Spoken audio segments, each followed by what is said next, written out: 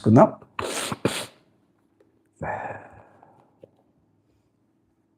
హెబ్రీయులకు రాసిన పత్రిక 4వ అధ్యాయం 1-2 వచనాలని ఈ దిన వాక్య భాగంగా మనందరం కూడా చూద్దాం. హెబ్రీలు 4:1-2.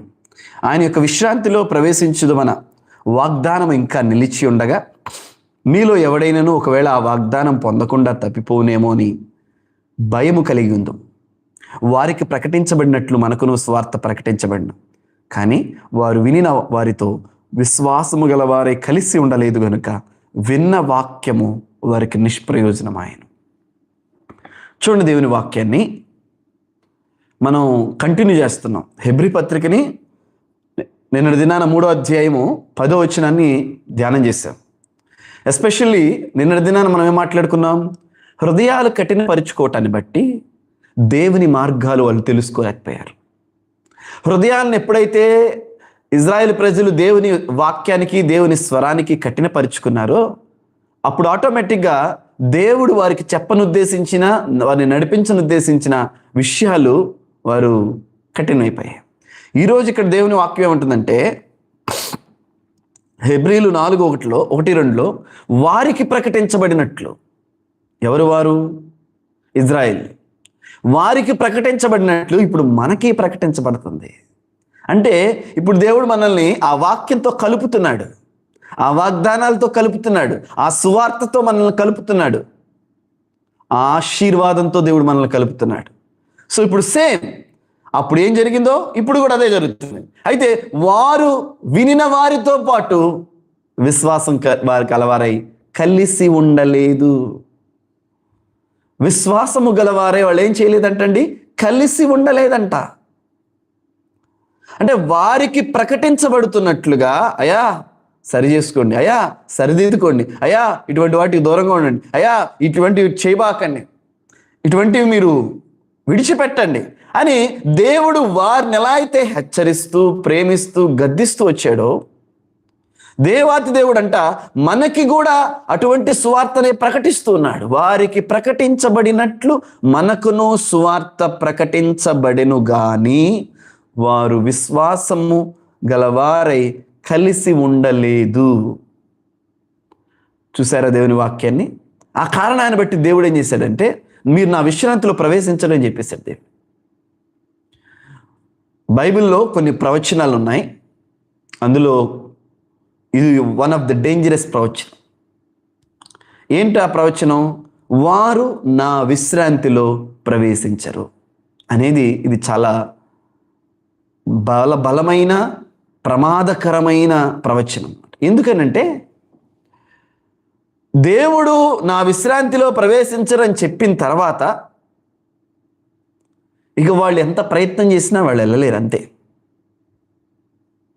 దేవుడు మీరు కనాను చేరరు అని చెప్పిన తర్వాత వాళ్ళు ఎన్ని ఆలోచనలు చేసినా సరే వారు ఆ కానాను ప్రాంతాన్ని వారు సమీపించలేరు.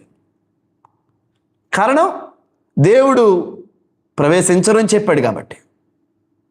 దేవుడు ప్రవేశించరని చెప్పాడు కాబట్టి వారు దాటాలనుకున్నా దాటలేరు, వారు గమ్యం చేరుకోవాలనుకున్నా చేరుకోలేరు. అందుకనే మన జీవితాల్లో దేవుని అనుగ్రహము లేకుండా, దేవుని కృపా కటాక్షములు లేకుండా మన పనులలో మనం విజయం పొందలేం. ఈ భూమి మీద యెహోవా అనుగ్రహము లేకుండా, మనము ఆయన కరుణా కటాక్షములు లేకుండా ఈ భూమి మీద మనం ఏం ఫలించాలి. అందుకనే 128వ కీర్తనలో ఏమన్నాడు?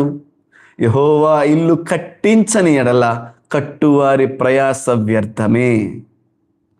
ఈ భూమి మీద దేవుని అనుగ్రహం మనకు కావాలి, ఆయన కటాక్షం మనకు కావాలి, ఆయన కృప మనకు కావాలి. అందుకని గర్భఫలము ఆయన ఇచ్చు బహుమానము, కుమారులు ఆయన అనుగ్రహించు స్వాస్థ్యము. యెహోవా పట్టణాన్ని కాపాడకపోతే దాన్ని కావలి కాయువారి ప్రయాస వ్యర్థము అని ఎందుకు చెప్తా ఉన్నాడు దేవుని వాక్యం. సో మన జీవిత కాలంలో, మన జీవితంలో దేవుని అనుగ్రహం అనేది కావాలి. దేవుని అనుగ్రహం లేకుండా మనం ఎక్కువ దూరం ప్రయాణం చేయలేము. మనం అలిసిపోతాం, మనం వెనకబడిపోతాం, ఓడిపోతాం. ఇక్కడ చూడండి, ఇజ్రాయేల్ ప్రజలు సువార్తకి లోబడాల. వారికి సువార్త ప్రకటించబడింది. అయితే వినిన వారితో పాటు వాళ్ళు ఏం చేయలేదంట, కలిసి ఉండాలా. యెహోషువ గారి సువార్త విని లోబడ్డాడు. మరి పక్కనే ఆ కాలేబు లోబడ్డాడు, మోషే లోబడ్డాడు. వారితో పాటు అంట వీళ్ళేం చేయలేదంటే కలిసి ఉండలేదంట. సమాజము ఎక్కువ మంది ఎక్కడ నిలబడితే మనం కూడా అక్కడే ఉండాలన్నట్లుగా క్రియేట్ చేసిందండి, నలుగురితో పాటు మనం అని. అయితే ఒక విషయాన్ని మనం గ్రహించాలి, నలుగురితో పాటు మనం కాదు, సత్యం ఎటువైపు ఉంటుందో అక్కడ మనం, దేవుని మార్గం ఏదైతే ఉంటుందో అక్కడ మనం. అందుకనే యేసు ప్రభువు వారు మత్తయి సువార్తలో ఏమని చెప్పారంటే, నాశనమునకు పోవు మార్గము విశాలముగా ఉండును, జీవమునకు పోవు మార్గము ఇరుకుగా ఉండును. హల్లెలూయా. అందరూ ఈ మార్గాన్ని ఎంచుకుంటున్నారు కదా అని ఆ మార్గం ఎంచుకోవటం కాదు. దేవుని చిత్తం ఏంటో తెలుసుకోవాలి, దేవుని మనస్సు ఏంటో తెలుసుకోవాలి, నేను చేస్తున్న ఈ పని దేవునికి ఇష్టమైందా కాదా అని తెలుసుకోవాలి. తద్వారా మనము విశ్వాసం కలిగిన వారిలో జాబితాలో మనం కలిసి ఉంటాం. ఇక్కడ వాక్యం ఉంది, వారికి ప్రకటించబడినట్లు. ఇక్కడ క్వశ్చన్ ఏంటంటే, మీకు నువ్వు సువార్త ప్రకటించబడతా ఉంది, మీకు నువ్వు దేవుని వాక్యం ప్రకటించబడతా ఉంది. వినిన వాక్యానికి మీరు ఎలా స్పందిస్తున్నారు? ప్రేమతో మిమ్మల్ని అడుగుతున్నాను. విన్న వాక్యానికి హౌ యు ఆర్ రెస్పాండింగ్, ఎలా మీరు స్పందిస్తున్నారు? ఎలా వాక్యానికి విలువిచ్చి ఆ చొప్పున మన జీవితాల్లో విలువగా ఎంచుకుంటున్నాం? ఒక్కసారి మనం పరిశీలన చేసుకుందాం. ఒకసారి వాక్యపు వెలుగులో మనం చూసుకుందాం. ఎందుకంటే ఇజ్రాయేల్ ప్రజలు అందరూ ఖరాను చేరాలనే దేవుడు బయటికి తీసుకొచ్చాడు. అయితే వారు నా విశ్రాంతిలో మీరు ప్రవేశించరు, ఎందుకంటే మీ హృదయాలు కఠినపరుచుకున్నారు, మా మార్గాలను అనుసరించడానికి ఇష్టపడలేదు కనుక మీరు నా విశ్రాంతిలో ప్రవేశించరన్నారు. ఇంత పెద్ద ప్రవచనాన్ని ఇజ్రాయేల్ జీవితంలో దేవుడు రిలీజ్ చేశాడు. భయంకరమైన ప్రవచనం ఇది, నా విశ్రాంతిలో మీరు ప్రవేశించరు. తర్వాత ఎంత ప్రయత్నం చేసినా 40 సంవత్సరాలు అక్కడెక్కడే రోమ్ చేశారు తప్ప వాళ్ళు వెళ్ళలేకపోయారు. హల్లెలూయా. ఒక్క కాలేబు యెహోషువ తప్ప మిగతా వారందరూ అక్కడే ఆగిపోయారండి. కారణం ఏంటంటే ప్రవచనం అడ్డం పడుతుంది. హల్లెలూయా. దేవుడు మన పక్షముగా రాకపోతే మనం ఎంత బలవంతులమైనా, మనం ఎంత జ్ఞానవంతులమైనా, మనం ఎంత తెలివి కలిగిన వాళ్ళమైనా మనం ఓడిపోతాం. దేవుని కరుణా కటాక్షములు మనకు సహాయం చేయకపోతే మనదంటూ ఏది పని చేయదండి. అంతే, తప్పకుండా చేద్దామండి మోహన్రావు గారు. దేవుని కరుణా కటాక్షములు మన జీవితాల్లో పని చేయకపోతే, అందుకనే యెహోవా ఇల్లు కట్టించని ఎడల, యెహోవా పట్టణమును కావలి కాయని ఎడల, ఆమేన్, యెహోవా గర్భఫలము అనుగ్రహించని ఎడల, యెహోవా సఫలత దయచేయని ఎడల, యెహోవా స్వస్థపరచని ఎడల. బైబిల్ గ్రంథంలో ఆస అని ఒక వ్యక్తి ఉన్నాడు. ఆస చాలా మంచివాడు, దేవుడు అంటే భయభక్తులు కలిగినాడు. అతనికి ఏమి చేతగానప్పుడు, ప్రభువా నీవు తప్ప నాకు ఇంకో మార్గం లేదని చెప్పి ప్రార్థన చేశాడు. 10 సంవత్సరాల పాటు ఆసా కాలంలో దేశం నెమ్మదిగా ఉందని దేవుని లేఖనం చెప్తోంది. చక్కగా దేవుడు అభివృద్ధి పరిచాడు. ఒక ఉన్నతమైన స్థితిలోనికి ఆసాని దేవుడు తీసుకెళ్ళాడు. పక్కన మనుషులు బలగము అందరూ ఉన్నారు. ఉన్న తర్వాత ఒక రోజున రోగం వచ్చింది. జాగ్రత్తగా వినండి, ఆసాకు ఒక రోగం వచ్చింది. వైద్యులనే సంప్రదిస్తూ ఉన్నాడంట, కానీ తనను ఆ స్థితిలో నిలబెట్టిన దేవునికి ప్రార్థన చేయలేదంటండి. అంటే దేవుడు అంత దూరంగా ఉన్నాడు మనకి. ఒక్కసారి ఆలోచించేయండి. ఇదిగో నీవు పిలువగా ఇదిగో ఆయన నేను ఉన్నానంటాడని వాక్యం లేఖనం చెప్తుంది. నీవు పిలువగా ఇదిగో ఆయన నేను ఉన్నానంటాడు. ఆశ ప్రార్థన చేయటం లేదంట. ఎందుకు ప్రార్థన చేయట్లేదంటే వైద్యులు ఉన్నారుగా, వాళ్ళు చేస్తారులే అంట. యెహోవాను ఆశ్రయించక వైద్యులనే ఆశ్రయించాడంట. మీకు తెలుసా, ఆ రోగంతోనే చనిపోయాడు ఆశ. ఏమీ లేనప్పుడు, అతని వల్ల ఏమి చేతగానప్పుడు, డబ్బులు లేనప్పుడు దేవునికి ప్రార్థన చేశాడు కదా, దేవుడు కూడా 10 సంవత్సరాల పాటు నెమ్మది ఇచ్చాడు. మరి ఇప్పుడు ప్రార్థన చేయటానికి ఏమైందండి?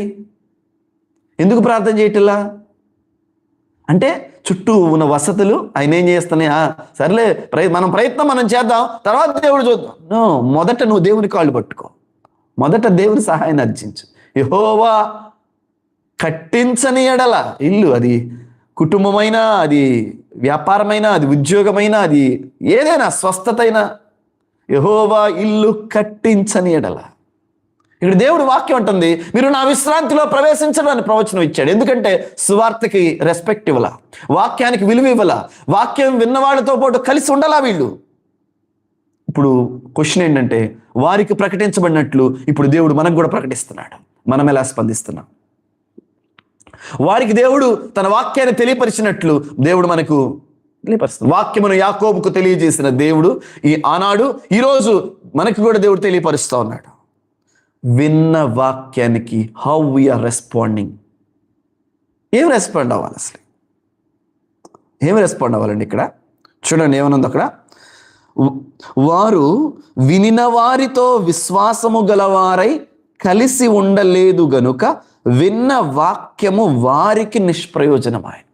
వాక్యం నిష్ప్రయోజనం అవల, వారికి నిష్ప్రయోజనమైంది.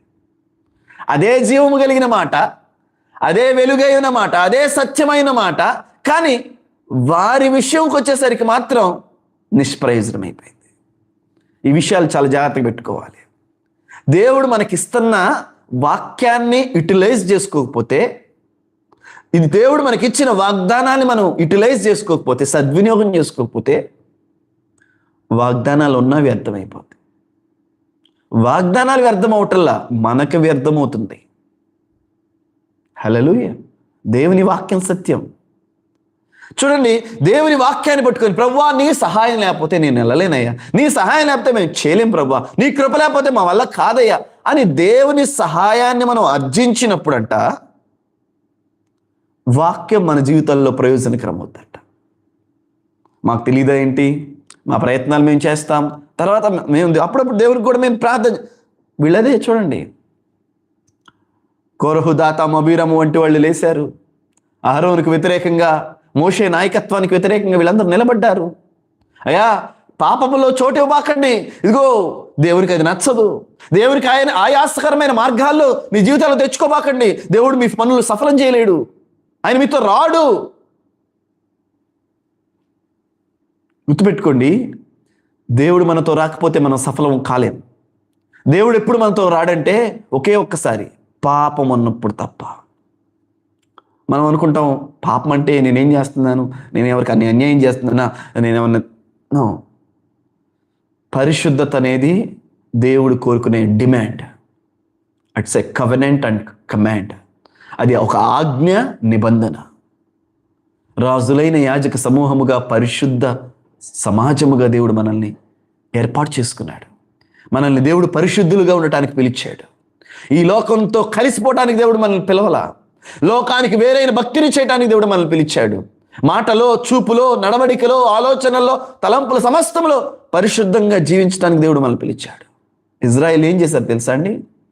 అపరిశుద్ధులైపోయారు, సణిగారు, గొణిగారు, పాపమునకు, ఆడుటకు, తినుటకు, తాగుటకు, ఆడుటకు లేచారని నిర్గమాకాండ 30-33 అధ్యాయాలు మనం గమనిస్తాం. అక్కడ ఎందుకు దేవుడికి కోపం వస్తుంది, ఎందుకు దేవుడు మనకు సాయం చేయట్లా, ఎందుకు దేవుడి హస్తం మనకు తోడుగా రావటల్లా అని పరిశీలన చేసుకోవాలి వాళ్ళు. ఇప్పుడు దేవుడు అదే అంటున్నాడు, వారికి ఎట్లా అయితే చెప్పుకుంటా వచ్చానో దేవుని వాక్యాన్ని, ప్రియమైన దేవుని బిడ్డలారా, ఇప్పుడు నేను మీకు కూడా ప్రకటిస్తున్నాను అని హెబ్రీ పత్రిక 4వ అధ్యాయం 2వ వచనంలో మనం చదివాం. ఈరోజు మూలవాక్యం అదే. You are response. అందుకనే నేను ఫస్ట్ చెప్పాను, you are responsible of what you are hearing.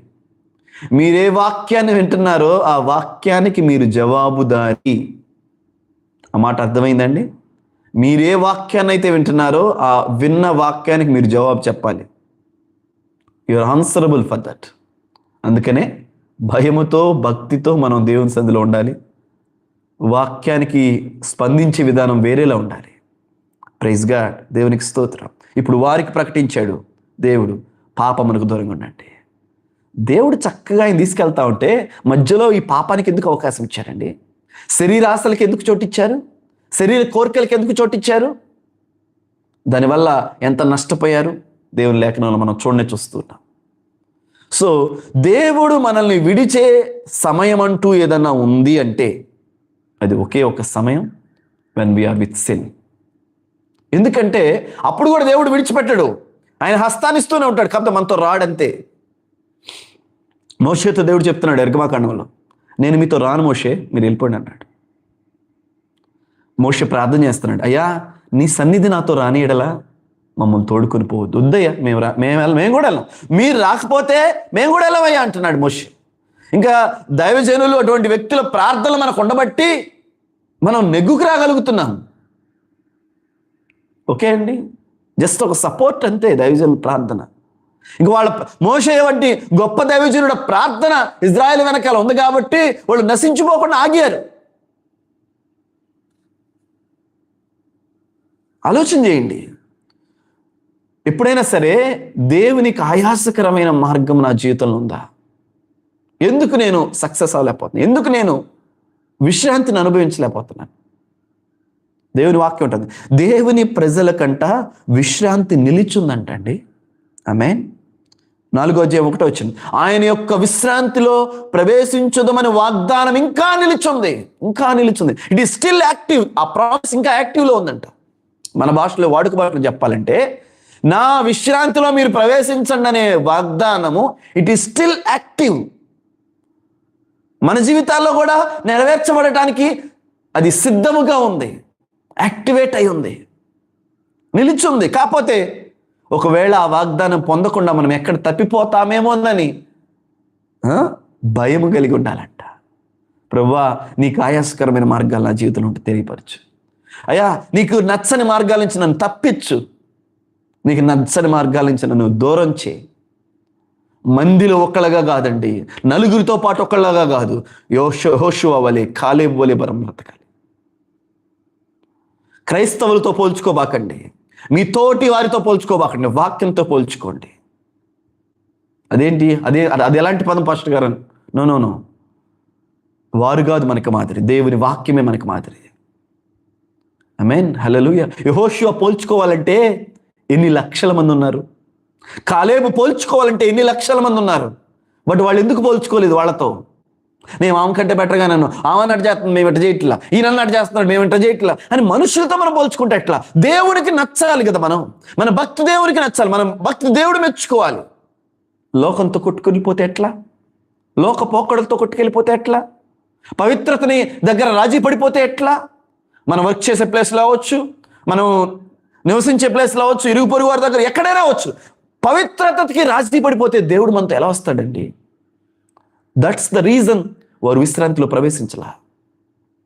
ఆ కారణాన్ని బట్టి ఇజ్రాయెల్ ప్రజలు విశ్రాంతిలోకి వెళ్ళాలి. మీరు అయితే ఇప్పుడు దేవుడు ఇదంతా మనకెందుకండి, హిస్టరీ అంతా మనకెందుకు అనుకుంటున్నారా? నో, ఇది హిస్టరీ మాత్రమే కాదంట. 4వ అధ్యాయం 1వ వచనం ఏం చదువుతున్నాం? ఆయన యొక్క విశ్రాంతిలో ప్రవేశించుదుమన్న వాగ్దానం ఇట్ ఈస్ స్టిల్ యాక్టివ్. నీకు ఆ మాట అర్థమైందని ఆశిస్తున్నాను. ఇది హిస్టరీ కాదు, ఇది ప్రస్తుతం. వారికి ప్రకటించబడినట్లు మనకి ప్రకటించబడుతుంది. వారికి దేవుడు వాగ్దానం చేసినట్లు నేను మీకు విశ్రాంతిని దయచేస్తాను. దేవుడు మనకి విశ్రాంతిని ఇస్తే ఎలా ఉంటుంది? నెమ్మదిగా జీవిస్తాం. ఆయన మనపక్షంగా అమాలేకులను, హివ్వీలను, హిత్తీలను, యెబూసీలను అందరినీ పారద్రోలుతాడు. కందిరీగలను పంపిస్తాడు, పాములను పంపిస్తాడు, తేళ్లను పంపిస్తాడు, తన సైన్యాన్ని పంపిస్తాడు, మనకు ముందుగా మార్గం సరళం చేస్తాడు. ఎంత చేస్తున్నా వాళ్ళు ఏం చేస్తున్నారంటే దేవుడే చేసుకుంటాడు అని చెప్పి వారిష్టానుసారంగా వారు చేయిస్తారు. దేవుడు ఏం చేశాడంటే, మీరు నా విశ్రాంతిలో ప్రవేశించరు. డేంజర్ అన్నమాట ఇది. ప్రవచనం అనేది ఇది చాలా డేంజరస్ ప్రవచనం. ఆ మాట అనగానే అన్ని దారులు మూసుకుపోయాయి. ఈ ఉదయకాలంలో దేవుని వాగ్దానం మనకుందండి. ఏంటి ఆ వాగ్దానం అంటే, నా విశ్రాంతిలోకి మీరు రండి, నా విశ్రాంతిలోకి మీరు రండి. ఎలా మనం అనుభవిస్తాం? ఎలా ఆయన విశ్రాంతిని అనుభవిస్తామంటే, ఆయన ఆయాసకరమైన మార్గాలు ఏమీ లేకుండా ఆయన మనల్ని నడిపించుచుండగా, ఆయన మనకు వాక్యాన్ని తెలియపరచుచుండగా, ఆ వాక్యాన్ని విశ్వసించి ఆ చొప్పున మనం జీవిస్తూ ఉన్నప్పుడు, పరిశుద్ధత దగ్గర ఎట్టి పరిస్థితులు మనం రాజీ పడకుండా జీవిస్తున్నప్పుడు దేవుడు మన పక్షంగా నిలబడతాడు. దేవుడు మన పక్షంగా నిలబడి ఆయన నడిపిస్తాడు. అప్పుడు యోర్దాను నది అడ్డం వచ్చినా, అక్కడ ఎరికో గోడలు అడ్డం వచ్చినా, అక్కడ యబూసీలు, కనానీలు వంటి నెఫీలీలు ఉన్నప్పటికీ కూడా మనం గెలుచుకుంటూ వెళ్తాం. అర్థమైందండి? దేవుడు నడిపిస్తే యోర్దాను కూడా త్రోవిస్తుంది. దేవుడు నడిపిస్తే ఎరికో గోడలు కూడా మార్గం ఇస్తాయి. దేవుడు నడిపిస్తే కనానీయులు వంటి బలవంతులు కూడా జయించగలుగుతాం. ముందు మనం ఎవరిని కలిగి ఉండాలంటే దేవుని కలిగి ఉండాలి. అయ్యా ఆ పని అవ్వట్లేదండి, ఈ పని అవ్వట్లేదండి, అది జరగట్లేదండి, ఇది జరగట్లేదని మనం అనుకుంటూ ఉంటాం కదా, కొన్ని ఆలోచనలు చేస్తుంటాం. అవన్నీ అవుతాయి. ముందు ఆయన మనతో ఉన్నాడా లేదో మనం చెక్ చేసుకుందాం. ప్రతి పని దేవుడు మనకు సఫలం చేస్తాడు, అయితే ఆయన మనతో ఉన్నాడా అదొక్కటి చెక్ చేసుకుందాం. మనం అదొక్కటి గమనం కలిగి ఉందాం. మనం ఆయన మనతో ఉంటే పాట ఉంటుంది, యోర్ధాను ఎదురైన ఎర్ర సంద్రము పొంగి పొరలేనా. ఆమేన్. ఆయన మనతో ఉన్నాడా? ఆయన మనతో ఉంటే మనకు విశ్రాంతి, ఆయన మనతో ఉంటే విజయం, ఆయన మనతో ఉంటే మన మార్గం సరళమవుతుంది. మరి ఆయన మనతో ఎందుకు ఉండడు? ఇక్కడ ఎందుకు ఉండాలా వీళ్ళతో? ఎందుకంటే పరిశుద్ధత దగ్గర రాజీ పడిపోయారు. దేవునికి స్తోత్రం, హల్లెలూయా. పరిశుద్ధత దగ్గర వాళ్ళు ఏమైపోయారండి? రాజీ పడిపోయారు. సో పాపం విషయమై రాజీ పడద్దు, పరిశుద్ధత విషయంలో రాజీ పడద్దు, దేవునికి నచ్చని మార్గాల దగ్గర మనం రాజీ పడద్దు, శరీర కోరికలకి, శరీర విషయాలకి, లోక తలంపులకి మనం ఎక్కడ చోటు ఇవ్వకూడదు. ప్రభు చిత్తం మీద తెలుసుకొని పరిశుద్ధత విషయంలో రాజీ పడకుండా మనం బ్రతికినప్పుడు ఆయన మనతో వస్తాడు. మిగతా అవన్నీ తర్వాత, ముందు ఆయన మనతో వస్తాడు. ఆయన మనతో వచ్చినప్పుడు ఎర్ర సముద్రం త్రోవిస్తుంది, యోర్దాను త్రోవిస్తుంది, ఎరికో గోడలు త్రోవిస్తాయి, కనానీయులు కూడా పారిపోతారు, లోబడిపోతారు. Praise God. సో ఈరోజు మనం చెక్ చేసుకోవాల్సింది ఏంటంటే, మనకు ఒక వాగ్దానం ఉంది, నా విశ్రాంతిలో మీరు ప్రవేశించండి అని. ఆ వాగ్దానం చేసిన దేవుడు మనకు ఉన్నాడు. ఆ వాగ్దానం ఎలా వచ్చిందయ్యా అంటే, వారికి ప్రకటించబడినట్లు మనకి కూడా వాక్యం ద్వారా దేవుడు ప్రకటించాడు. అయితే వాగ్దానం యాక్టివేట్లోనే ఉంది. మనము సంసిద్ధులమై దేవుని కొరకు బ్రతికితే ఆ వాగ్దానాన్ని మనం స్వతంత్రించుకుంటాం. Amen, hallelujah. God bless you. దేవుడి మాటలు మన వినికిడిలో దీవించును గాక. రేపు ఇంకా దీని యొక్క ఫుల్నెస్ని, రేపు 4వ అధ్యాయం 4వ వచనం అండి, మీరు ఎప్పుడు వినని విధంగా ఉంటుంది ఆ వచనం. ఎందుకంటే డిఫరెంట్ అనమాట. మీరు 7వ రోజున విశ్రాంతి దినాన్ని అని పాటిస్తాం కదా మనందరం కూడా. అసలు ఏంటి విశ్రాంతి దినం అంటే ఏంటి? విశ్రాంతి దినం యొక్క అర్థాన్ని మనం కొంచెం లోతుగా రేపటి విందాం. అది మనకు ఆశీర్వాదకరంగా ఉంటుంది. God bless you. చిన్న ప్రార్థన చేస్తాం. పరిశుద్ధుడు విన తండ్రి, ప్రేమ కలిగిన దేవా, నీకు స్తోత్రాలు. ఈ ఉదయకాలంలో ప్రభువా, ఇగో మోహన్ రావు గారి కొరకు మేము ప్రార్థన చేస్తూ ఉన్నాం. ఎస్, దీప తప్పకుండా అండి. Thank you Jesus. ప్రభువా, కూడి చేరి వచ్చిన ప్రతి కుటుంబాన్ని బ్లెస్ చేస్తున్నాం. మీరు వాగ్దానం అయితే చేశారు, నా విశ్రాంతిని మీరు అనుభవించండి అని. వారికి ప్రకటించబడినట్లు మాకు విశ్వాసవాక్యం ప్రకటించబడింది. నిలిచి ఉండినట్లుగా పరిశుద్ధతలో ఎక్కడ రాజీ పడకుండా, నీతిలో, సద్భక్తిలో మేము ఎక్కడ రాజీ పడకుండా నీ కొరకు రోషం కలిగి బ్రతకడానికి మాకు సహాయం చేయండి. ఈ ఉదయకాలంలో వాక్యాన్ని వింటున్న ప్రతి ఒక్కరిని బ్లెస్ చేస్తున్నాం. ప్రభువా, ఉద్యోగ ప్రయత్నాలు దీవించండి. మారు మనసు రక్షణ పొందవలసిన బిడ్డలను జ్ఞాపకం చేసుకోండి. మూయబడిన గర్భాలు తెరవండి. వివాహాల విషయమై యవనస్తులు అనేక మంది ఎదురు చూస్తూ ఉన్నారయ్యా. నీ కాలంలో నీ బిడ్డలు మీరు జ్ఞాపకం చేసుకో. నీ కాలంలో నీ బిడ్డలు మీరు జ్ఞాపకం చేసుకోండి. మీ చెయ్యి అందించండి, సహాయం చేయండి. చదువుల్లో, ఉద్యోగాల్లో సఫలత దయచే, క్షేమం దయచే, హెచ్చింపు దయచే. ప్రభు, నువ్వు వారికి తోడుగా ఉండని ఎడల, ఎస్ లార్డ్, మీరు మాకు తోడై ఉండని ఎడల మేమేం చేయలేం. ప్రభు, నీకు స్తోత్రం. మీ తోడుని సంపాదించుకోవడానికి, మీ తోడుని కలిగి ఉండటానికి, కాపాడుకుంటానికి మా అందరికీ సహాయం చేయండి. మూర్ఖులకు, ఈ తరం వారికి వేరే బ్రతకటానికి మాకు సహాయం చేయండి. కూడి చేరి వచ్చిన ప్రతి కుటుంబాన్ని బ్లెస్ చేస్తూ, విత్తబడిన ఈ వాక్యం అనేకుల హృదయాలు నీరు కట్టి ఫలింపచేయమడవచ్చు. మహిమా, ఘనత, ప్రభావాలు మీకు ఆరోపిస్తూ యేసుక్రీస్తు వారి అతి పరిశుద్ధ నామములో ఏదైనా పనులు, ఏదైనా ప్రయాణాలు, ఏదైనా చేస్తున్న కార్యక్రమాలు అన్నీ కూడా సఫలపరచమడవచ్చు. నీ సన్నిధి తోడుగా ఉన్న దయచేయమడవచ్చు. అడిగి వేడుకను పొందుకుని ఉన్నాం తండ్రి. ఆమేన్, ఆమేన్. దేవుని కృప, దేవుని సమాధానం, దేవుని సంతోషం ఇప్పుడు ఎల్లప్పుడూ సదాకాలం మనకి, మన కుటుంబాలకు తోడే నడిపించును గాక. ఆమేన్, ఆమేన్. ప్రైజ్ అండి అందరికీ. God bless you. రేపటి దినాన హెబ్రీ పత్రిక 4వ అధ్యాయం 4వ వచనం ధ్యానం చేద్దాం. అసలు విశ్రాంతి దినం అంటే ఏంటి? అసలు దేవుడు ఎందుకు విశ్రాంతి దినం గురించి మాట్లాడాడు. అలాగే అండి జకే గారు, తప్పకుండా ప్రేయర్ చేద్దాం. God bless you. రేపు మార్నింగ్ 5 to 5:30 ప్రేయర్లో మనందరం కూడా కలుసుకుందామండి. అందరికీ వందనాలు. God bless you.